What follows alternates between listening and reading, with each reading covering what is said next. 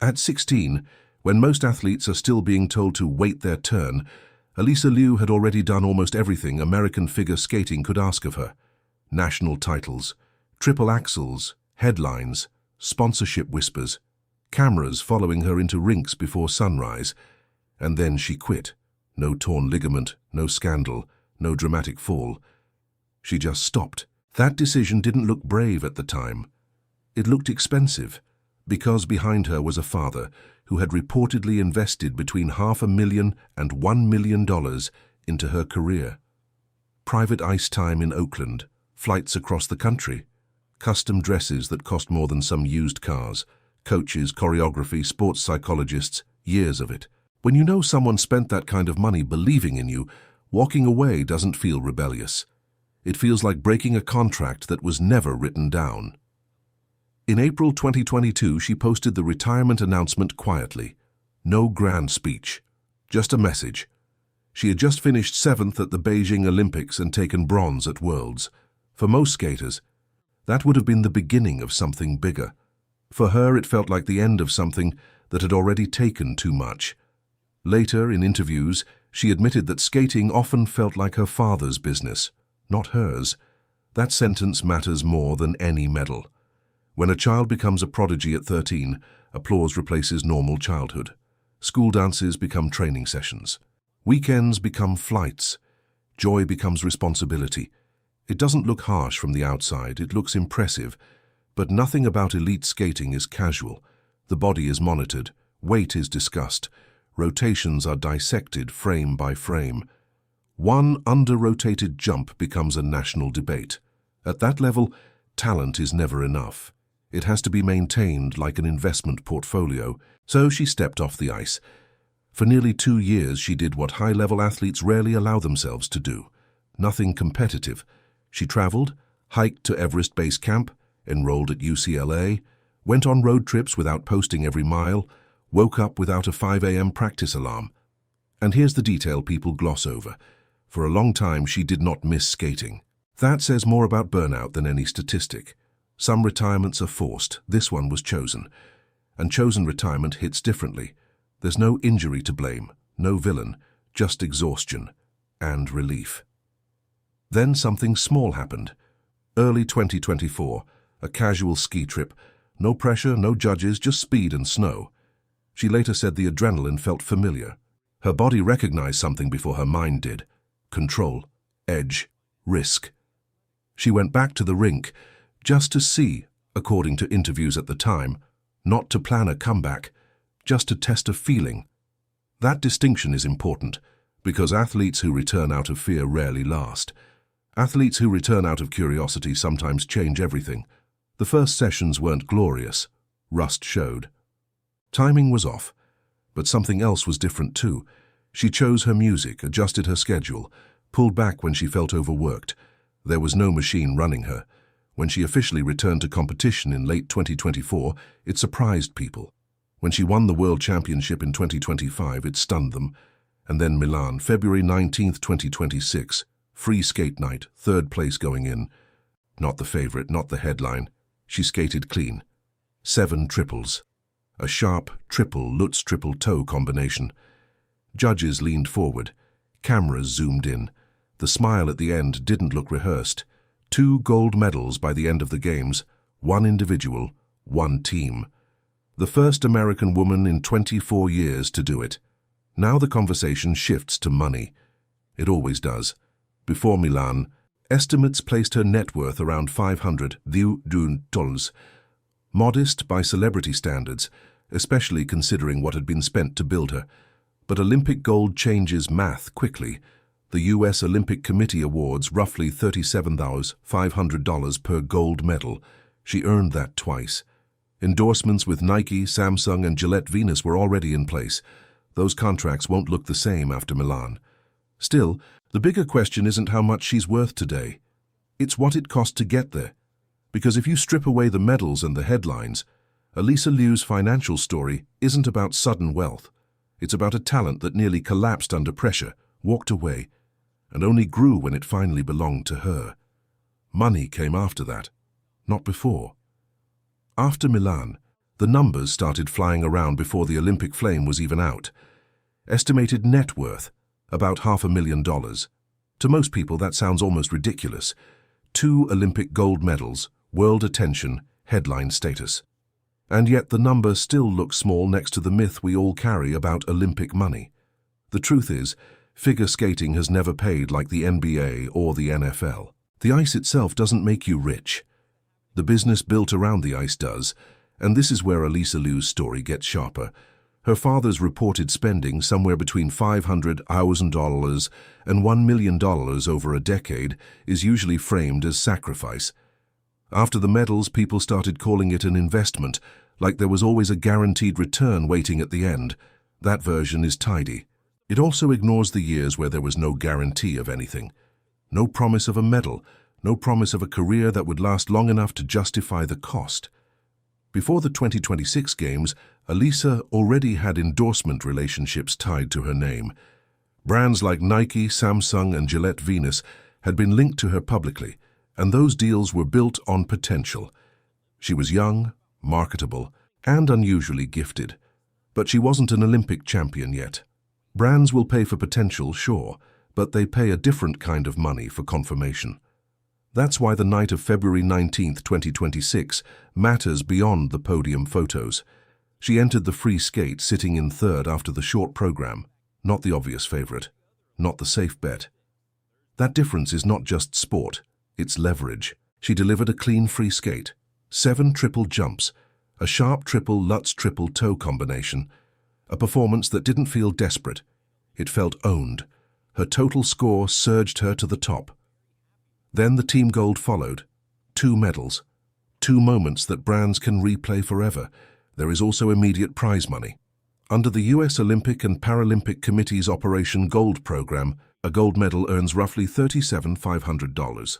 She won 2. That's around $75,000 in direct payout. That is not the shocking part. The shocking part is what happens next, quietly, in contract language. Endorsements are often structured around milestones: make the team, medal, win gold. Each step can trigger bonuses, renegotiation windows, and entirely new categories of partnership. A deal signed before the Olympics often looks nothing like the deal signed after. Appearance fees rise, speaking invitations start showing up, producers call, ice show tours start making offers that don't feel symbolic anymore. And here's a detail people skip past because it doesn't sound like money, even though it is. She's 20. That matters because a 20-year-old double Olympic champion is not just an athlete. She's a long runway. Brands aren't buying one season, they're buying years of relevance. She's also a UCLA student, which makes her relatable in a way that corporate campaigns love. And she's a Chinese-American athlete with appeal in more than one major market. That doesn't guarantee wealth, but it absolutely increases interest. And interest is what drives bidding. None of this happens in a vacuum. Media schedules tighten after the Games. Agents push for the right interviews at the right time. A clean, joyful Olympic champion is easier to market than someone who looks exhausted by fame. That smile she had after the free skate, the one that didn't seem forced, that can be worth more than a technical element on a score sheet. But there's something deeper here, that your competitor's script only touched once, then moved on. For years, money was pressure before it was reward. The spending came first. The expectations came first. That kind of setup can poison a talent. It can make every performance feel like repayment. After Milan, the financial story flips. Now the money is consequence, not the engine. And that change can protect an athlete psychologically, which is also a business advantage because stability lowers risk. That's the part people miss. Sponsors don't just invest in medals. They invest in the likelihood that a person won't implode under the weight of attention. Alysa already showed she could step away when she needed to. She proved she could live without the rink. Then she proved she could return without looking broken. That reads differently to the public. It also reads differently to executives. So when someone says her net worth is around $500, $0, they may be describing what had accumulated before the Olympic boost fully hit. Net worth estimates are usually backward-looking. They lag behind reality. And the reality after 2 gold medals, is that she's standing at the beginning of a curve, not the end of a story. The question now is not whether she becomes wealthy. It's how fast and what she chooses to trade for it. There's a pattern in Olympic history that rarely gets explained clearly. The medal is the headline. The second year after the medal is where the real money moves. If you look back at past American Winter Olympic champions, the financial spike almost never happens in the exact week they win. It happens when contracts renew, when brands decide whether this athlete was a moment or a platform. That distinction matters for Alysa Liu. One gold medal can create a surge. 2 gold medals create leverage. But leverage only turns into wealth if the momentum is managed carefully. Some champions peak too fast, oversaturate the media cycle, and fade before the next Olympic season begins. Others go quiet strategically. They choose fewer deals, higher value, longer shelf life. Right now she sits in a rare position. 20 years old, double Olympic gold, a comeback narrative that feels earned rather than manufactured. That combination gives her pricing power, and pricing power is what shifts an athlete from comfortable to genuinely wealthy. Historically, American Olympic figure skating champions have seen endorsement portfolios expand quickly in the 2 years after a Games cycle.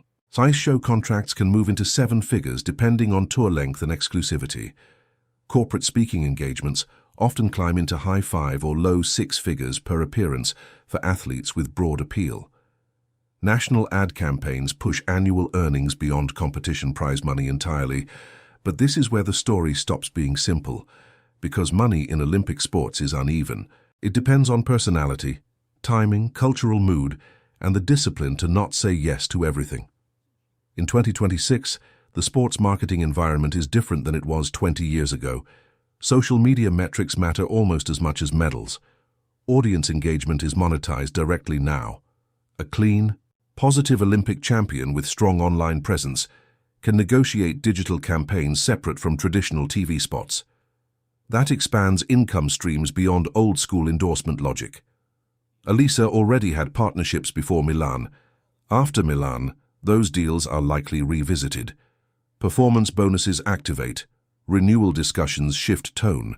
A pre-Olympic athlete negotiates from promise. A post-Olympic champion negotiates from proof, and proof increases valuation. But there's another layer most viewers don't see. The sustainability question. Some athletes explode financially right after the Games and then plateau.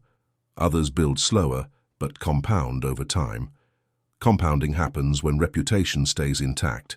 No controversy, no burnout spiral, no public fatigue. This is where her earlier retirement becomes financially relevant again. Walking away at 16 was controversial in sports circles.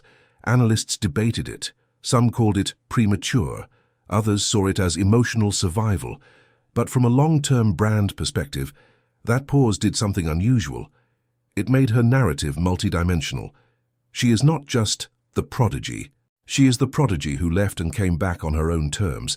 That protects against typecasting. Typecast athletes are harder to market in the long run. Once the novelty fades, so does demand. But a layered story sustains interest. Interest sustains deals. There is also the international factor.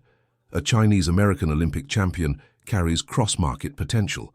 Multinational brands value athletes who resonate across more than one audience. That can influence campaign budgets significantly, especially in Asian markets where figure skating viewership remains strong. And yet, growth is never automatic. The fastest way to stall earning momentum is overexposure paired with underperformance. If results dip sharply in the seasons following Olympic gold, sponsors adjust tone. If public interest cools, valuations flatten, so the projection that her current net worth estimate of roughly 500 million is about to multiply isn't speculation. It's probability based on Olympic history. But probability isn't certainty. What makes her case stronger than average is something quieter. She does not look desperate for the spotlight. Athletes who chase every endorsement sometimes signal insecurity. Athletes who appear selective signal stability. Stability attracts longer contracts. There's also timing. The 2026 Games ended a 24-year drought for American women in individual Olympic figure skating gold. Ending a drought carries symbolic value. Symbolism increases replay value. Replay value sustains brand storytelling across multiple campaign cycles. And here's the subtle shift. Before 2022, the dominant financial storyline around her was cost. What had been spent, what had been sacrificed, whether it would be worth it. After Milan, the storyline becomes yield. Yield is more comfortable to discuss. It is cleaner. It feels like math, but it still depends on human factors. Motivation, discipline, health. The medal guaranteed visibility. It did not guarantee longevity. Right now, Alysa Liu is not standing at the height of her financial power. She is standing at the base of it. What happens in the next 18 to 24 months will determine whether her net worth moves into the multi-million range or settles modestly compared to Olympic myths. And that's where the real tension now lives. There's a version of this story that ends cleanly. Father invests a fortune. Daughter wins 2 Olympic gold medals. Net worth rises. Everyone nods and says it was worth it. Real life isn't that symmetrical. On paper, the math now looks promising. Roughly 75,000 dollars in direct Olympic prize money from 2 gold medals. Pre-existing endorsement deals that likely shift upward after Milan. Ice show contracts waiting to be signed. Appearance fees that will no longer feel symbolic. The projection curve moves up. But projections are not bank statements, and timing matters. The months after the games are loud. Cameras everywhere, media tours, corporate dinners, negotiations happening quietly in hotel conference rooms. A lot of athletes get swept up in that rhythm. It feels like momentum. Sometimes it's just noise. The real question isn't what she earned in February 2026. It's what she chooses in 2027. History shows something interesting about Olympic champions, especially in individual sports. The first year after gold is chaotic, the second year reveals discipline. Some fade, some evolve, some redefine themselves beyond the medal. Alysa Liu has already shown she can walk away from something that defines her. That detail should not be underestimated financially, because walking away once changes how you negotiate everything after. There's a subtle difference between someone chasing money and someone deciding whether money fits into their life. That difference rarely shows up in headlines, but it shows up in career length. And here's the detail that lingers. When she retired at 16, she said skating often felt like someone else's business. That sentence never really disappeared. It just quieted down. After Milan, interviews focused on joy, the smile, the feeling of choosing to be there. The body language was relaxed. No visible panic in her eyes during the free skate. That matters. Brands notice that kind of thing. Audiences notice it too, even if they can't articulate why. But joy is fragile in professional sport. Endorsements bring expectation. Expectations bring scheduling. Scheduling brings fatigue. Fatigue can slowly resemble the cage she stepped out of in 2022. Nothing about this is guaranteed. The most profitable Olympic careers are rarely the ones built only on athletic dominance. They are built on emotional consistency, public trust, absence of controversy, careful pacing. Right now, she holds leverage. A 20-year-old double Olympic champion is rare air. She ended a 24-year drought for American women in individual Olympic gold. That drought statistic alone will be mentioned in campaign pitches for years. But medals age, audiences move on. New prodigies emerge, new headlines replace old ones. The only durable asset is how she manages the next chapter. Her current estimated net worth, around $500,000 before the Olympic surge fully recalculates, is not shocking because it is enormous. It's shocking because it is small relative to the narrative built around her. We assume Olympic gold equals instant wealth. In reality, it equals opportunity. Opportunity has to be converted. Conversion depends on choices. Will she compete through the next Olympic cycle? Will she reduce her schedule to protect longevity? Will she accept every corporate offer or filter them? Will she remain the athlete who knows when to pause? There is also something more uncomfortable beneath all of this. The original financial risk did not belong to her. It belonged to her father, between $500,000 and $1 million reportedly spent over a decade. That kind of commitment can feel like love. It can also feel like weight. Now, for the first time, the financial power sits with her. That shift changes family dynamics, even in healthy ones. It changes who decides, who negotiates, who carries responsibility. No one talks about that publicly, but it's real. The irony is that the most valuable trait she demonstrated was not a triple Lutz, it was restraint. The willingness to leave when it felt wrong. The ability to return without looking frantic. If she keeps that instinct intact, the wealth projection likely grows into multiple millions over the next few years. Endorsement renewals, tour revenue, carefully selected campaigns. If she loses that instinct, money might grow faster in the short term and shrink just as quickly. Right now, Alysa Liu stands at a quiet intersection. Behind her, $1 million spent, 2 Olympic gold medals, a comeback that stunned her sport. Ahead of her, contracts not yet signed, seasons not yet skated, decisions that won't be visible until much later. So maybe the most honest way to talk about her net worth isn't as a number.